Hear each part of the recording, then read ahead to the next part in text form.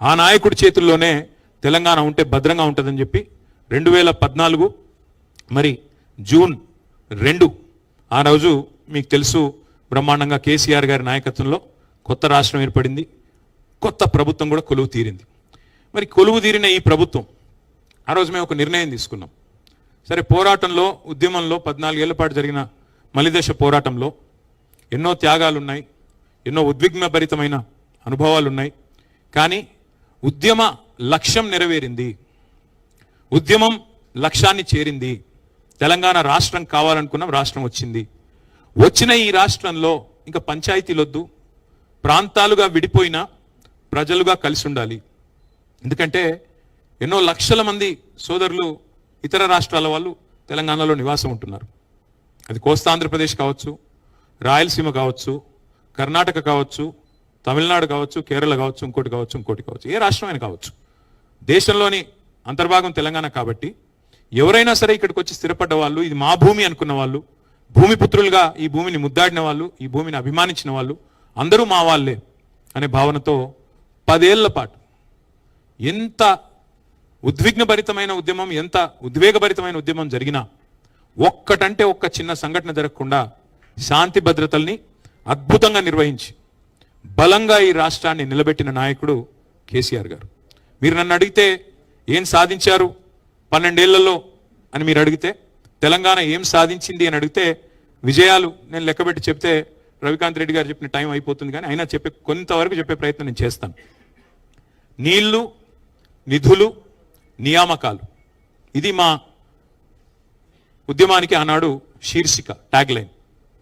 మరి ఏం సాధించారు మీరు అని అడిగితే, వలసలు, కరువులతో, నెర్రెలు బారిన నేలలతో, నెత్తురుతో తడిసిన నేలల్లో సాగునీళ్లను పారించింది బీఆర్ఎస్ ప్రభుత్వం. అన్నమో రామచంద్ర అనే రాష్ట్రాన్ని దేశానికి అన్నం పెట్టే స్థాయికి, పంజాబ్ను హర్యానాను తలదన్ని అన్నం పెట్టే స్థాయికి తీసుకొని పోయింది కేసీఆర్ నాయకత్వం. గోదావరి జలాల్లో, కృష్ణా జలాల్లో మాకు హక్కుగా సంక్రమించిన ప్రతి నీటి బొట్టుని ఒడిసిపట్టి అటు కాళేశ్వరాన్ని కాలంతో పోటీ పడుతూ పూర్తి చేసిన, ఇటు పాలమూరు రంగారెడ్డి ఎత్తిపోతల పథకాన్ని 90% పూర్తి చేసిన, సీతారామ ప్రాజెక్టును 80% పూర్తి చేసిన, ఇది చేసింది తెలంగాణలో సాగునీళ్లు పారాలని, కన్నీళ్లు బారిన తెలంగాణలో సాగునీళ్లు పారాలని. నెర్రలు బాసిన నేల, నెత్తురుగారిన నేలల్లో మళ్ళీ వ్యవసాయం జరగాలి, రైతులు వారి కళ్ళలో ఆనందం చూడాలని కేసీఆర్ గారు పరితపించారు. అట్లాగే ఒక్కసారి గుర్తు తెచ్చుకుంటే 2014 ముందు ఏంటిది పరిస్థితి? వలసలు, కరువులు, కన్నీళ్లు, ఆకలి కేకలు, ఎన్కౌంటర్లు, ఆత్మహత్యలు, నెర్రెలు బారిన నేలలు, పాడుబడ్డ ఇండ్లు, పడావుబడ్డ భూములు, ఇవన్నిటిని కూడా సంపూర్ణంగా ఈ ముఖ చిత్రాన్ని మార్చే ప్రయత్నం చేసింది కేసీఆర్. ఉద్యమ తెలంగాణని ఉజ్వల తెలంగాణగా నిలబెట్టాలనే ఒక బృహత్తరమైన యజ్ఞం చేసింది కేసీఆర్ నాయకత్వం. ఒక్క దశాబ్ద కాలంలోనే ఇవాళ గర్వంగా చెప్తా ఉన్నా, కేసీఆర్ బిడ్డగా, తెలంగాణ భూమిపుత్రుడిగా చెప్తా ఉన్నా, గర్వంగా చెప్తా ఉన్నా. ఒక సుసంపన్నమైన తెలంగాణను ఆవిష్కరించి భారతదేశం ముందు పెట్టాం. దశాబ్ద కాలంలోనే ఒక సస్యశ్యామల సిరి సంపదల దృశ్యాలను ఆవిష్కరించే నాయకత్వం మా పార్టీకి ఉన్నది, ఈ రాష్ట్రానికి ఉన్నదని గర్వంగా చెప్పుకునే పరిస్థితి. మాకు అన్నిటికన్నా ఆనందం కలిగించే ఒక సందర్భం ఏమంటే, మీకు నాయకత్వ పటిమ ఉందా తెలంగాణలో, అసలు ఆ నాయకత్వ కెపాసిటీ ఉందా అని చాలామంది అడిగేటోళ్ళు మమ్మల్ని ఉద్యమ సమయంలో. కానీ కేసీఆర్ గారి నాయకత్వం చూసిన తర్వాత మాకు కూడా ఇట్లాంటి ముఖ్యమంత్రి ఉంటే బాగుండు అని ఎవరైతే మీకు నాయకత్వ పటిమ ఉందా అని అడిగిన వాళ్ళ నోటెంబడే మాకు కూడా ఇలాంటి నాయకుడు ఉంటే బాగుండు అనే మాట అనిపించగలిగామంటే that is KCR, that is BRS, that is Telangana. అట్లాగే 1-2 కాదు, ఏమేమిటి నుంచి విముక్తి పొందినాము? నల్లగొండ జిల్లా ఫ్లోరైడ్తో తల్లడిల్లిన జిల్లా, లక్షల మంది బొక్కలు వంకరబోయిన జిల్లా. అంతకుముందు పరిపాలించిన గొప్ప గొప్ప పాలకుల వల్ల, పక్కన కృష్ణానది ఉన్నా కనీసం నీళ్ళు ఇవ్వలేని అసమర్థత వల్ల బొక్కల్లో మూలుగు చచ్చిపోయిన జిల్లా నల్లగొండ జిల్లా. అట్లాంటి నల్లగొండ జిల్లాకి శాశ్వతంగా ఫ్లోరోసిస్ అనే దరిద్రం నుంచి విముక్తి ప్రసాదించింది కేసీఆర్ గారి నాయకత్వం, మిషన్ భగీరథ అనే కార్యక్రమం ద్వారా. మగ్గాల మీద మరణ మృదంగం మోగేది తెలంగాణలో, సిరిసిల్ల కావచ్చు, జమ్మికుంట కావచ్చు, గద్వాల కావచ్చు, పోచంపల్లి. ఇవాళ దాని నుంచి విముక్తి ఇవ్వగలిగాం కేసీఆర్ గారి నాయకత్వంలో. రైతుల ఆత్మహత్యల్లో మహారాష్ట్ర, తెలంగాణ టాప్లో ఉండేది భారతదేశంలో. అట్లాంటి పరిస్థితి నుంచి చివరికి టైమ్స్ ఆఫ్ ఇండియా అనే పత్రిక రాసింది, lowest suicides in the entire country, farmer suicides Telangana అని చెప్పే పరిస్థితి తీసుకొచ్చింది కేసీఆర్ గారి నాయకత్వం. అట్లాగే ఏం విప్లవాలు సాధించారు, మీరు ఏం సాధించారు విజయాలు అంటే, దేశానికి అన్నం పెట్టే స్థాయికి పోయాం కదా. పంజాబ్ను హర్యానాను తలదన్ని దేశానికి అన్నపూర్ణగా మారింది కదా. ఒక కరువు ప్రాంతం, నీళ్లు లేక తల్లడిల్లిన ప్రాంతం, అంతకంటే గొప్ప విజయం ఏముంటుంది. అట్లాగే కరెంట్ అనేది ఉండేదే కాదు తెలంగాణలో. ఉచిత కరెంట్ అని కాంగ్రెస్ ఏదైతే పెట్టిందో ఉత్త కరెంటే, అది కరెంట్ ఉంటే కదా ఉచిత కరెంటు. అలాంటి ఉత్త కరెంటు పరిస్థితి నుంచి 24 గంటలు వ్యవసాయానికి ఉచితంగా ఇచ్చిన ఒకే ఒక్క నాయకుడు భారతదేశంలో ఈ రోజుకి. 79 ఏళ్ల స్వాతంత్ర భారతదేశంలో ఒక్కడే పార్టీ, ఒక్కడే నాయకుడు, రైతుకి 24 గంటలు ఉచితంగా కరెంట్ ఇచ్చిన నాయకుడు కేసీఆర్. అది తెలంగాణ. ఇది విజయం కాదా? రైతు బంధు లాంటి పథకం, రైతుల దగ్గర డబ్బులు తీసుకున్న ప్రభుత్వాలు ఎన్నో ఉన్నాయి, భూమి శిస్తు, నీటి తీరువ. కానీ ఒక భూమిపుత్రుడుగా, ఒక రైతు బిడ్డగా, రైతు కష్టం తెలిసిన బిడ్డగా, రైతుగా కేసీఆర్ గారు రైతు బంధు అనే ఒక విప్లవాత్మకమైన పథకాన్ని తీసుకొచ్చారు. మేము అది ఎన్నికల్లో హామీ కూడా ఇవ్వలేదు. మేము ఎకరానికి 10,000 రూపాయలు ఇచ్చి 72 లక్షల మంది రైతుల ఖాతాల్లో 73,000 కోట్ల రూపాయలు వేసిన ఒకే ఒక్క నాయకుడు భారతదేశంలో కేసీఆర్. అంటే ఇదేదో లాభం ఆశించో ఇంకోటో కాదు. We work with a passion.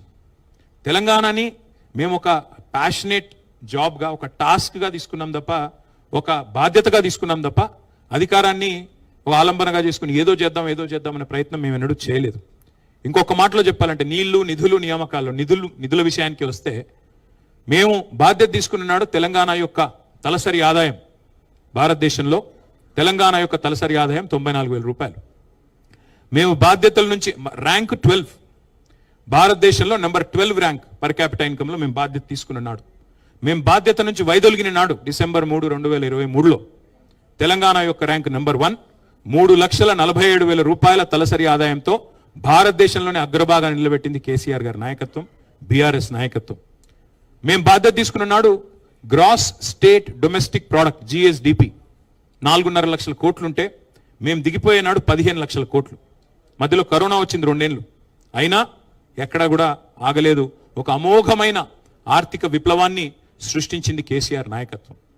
200 ఉన్న గురుకుల పాఠశాలల్ని 1022 గురుకులాలకు తీసుకెళ్లింది కేసీఆర్ గారి నాయకత్వం. 6.5 లక్షల మంది పిల్లలకి విద్యా బుద్ధులు, SC, ST, BC మైనారిటీ పిల్లలు, చదువుకి దూరంగా ఉన్న వర్గాల పిల్లలకి మరి ఒక్కొక్క విద్యార్థి మీద 1,20,000 రూపాయలు ఖర్చు పెట్టి IITల్లో, IIMలో, NITల్లో, టాప్ ఇంజనీరింగ్ కాలేజీలలో, టాప్ మెడికల్ కాలేజీలలో సీట్లు వచ్చే విధంగా చేసింది కేసీఆర్ గారి నాయకత్వం, బీఆర్ఎస్ నాయకత్వం. అట్లాగే భారతదేశంలోనే ఒకే ఒక్క రాష్ట్రం, ప్రతి జిల్లాలో 33 జిల్లాలు ఉంటే 33 జిల్లాల్లో ఒక్కొక్క జిల్లాలో ప్రభుత్వ మెడికల్ కాలేజు, అదే జిల్లాలో ప్రభుత్వ నర్సింగ్ కాలేజ్ ఉన్న ఒకే ఒక్క రాష్ట్రం తెలంగాణ. తెలంగాణ ఏర్పడక ముందు మొత్తం తెలంగాణ ప్రాంతంలో ఉన్నది 5 మెడికల్ కాలేజీలు. అందులో స్వాతంత్రం రాకపూర్వమే ఉన్నది ఉస్మానియా, గాంధీ. తర్వాత వచ్చింది కేవలం కాకతీయ, రిమ్స్, నిజామాబాద్లో వచ్చిన ఇంకో యూనివర్సిటీ, తెలంగాణ యూనివర్సిటీ.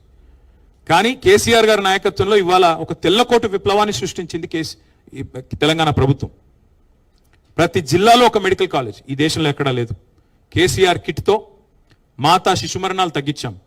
ఇన్లాండ్ ఫిషరీస్లో, జనరల్గా చేపల పెంపకం, రొయ్యల పెంపకం అంటే అంతా కోస్తాంధ్ర అనుకుంటారు, కానీ ఇన్లాండ్ ఫిషరీస్లో number 1 state in the country Telangana under KCR.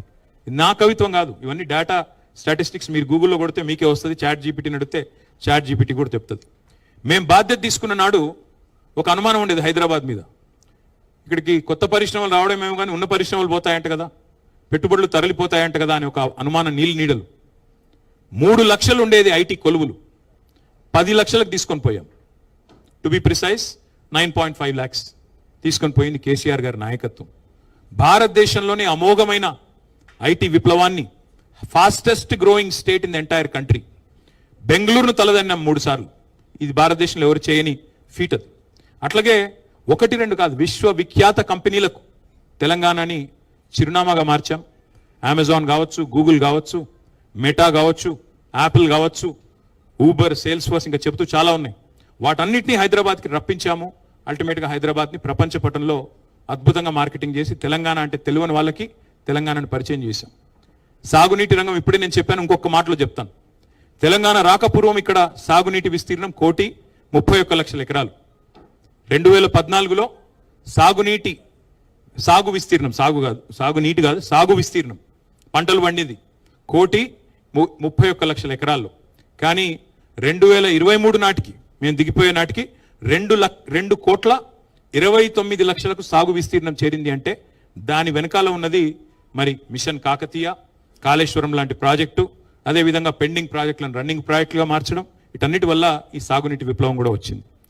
ఇక గ్రామాలు ఆదర్శ గ్రామాలుగా వెలిసిలాయి. ఒక గంగదేవిపల్లి ఉండేది తెలంగాణ ఏర్పడక ముందు, ఒకటే ఒక గంగదేవిపల్లి ఆదర్శ గ్రామం అంటే. కానీ తెలంగాణ ఏర్పడ్డ తర్వాత top 20 villages in the country ఎక్కడ, బెస్ట్ విలేజెస్ ఎక్కడ అని కేంద్ర ప్రభుత్వం అవార్డులు ఇస్తే, కేంద్ర rural development ministry 19 were from Telangana. జాతీయ పంచాయతీరాజ్ దినోత్సవం రోజు 30% అవార్డులు, 3% జనాభా ఉండే రాష్ట్రం 30% అవార్డులు కొట్టింది. That is Telangana. పల్లె ప్రగతి అనే కార్యక్రమం ద్వారా ట్రాక్టర్లు, ట్రాలీలు, వైకుంఠధామాలు, పల్లె ప్రకృతి వనాలు, నర్సరీలు, అవార్డుల పంట పండించి పల్లె ప్రగతి ద్వారా ఒక విప్లవాన్ని, గ్రామ స్వరాజ్య విప్లవాన్ని సాధించింది కేసీఆర్ నాయకత్వం.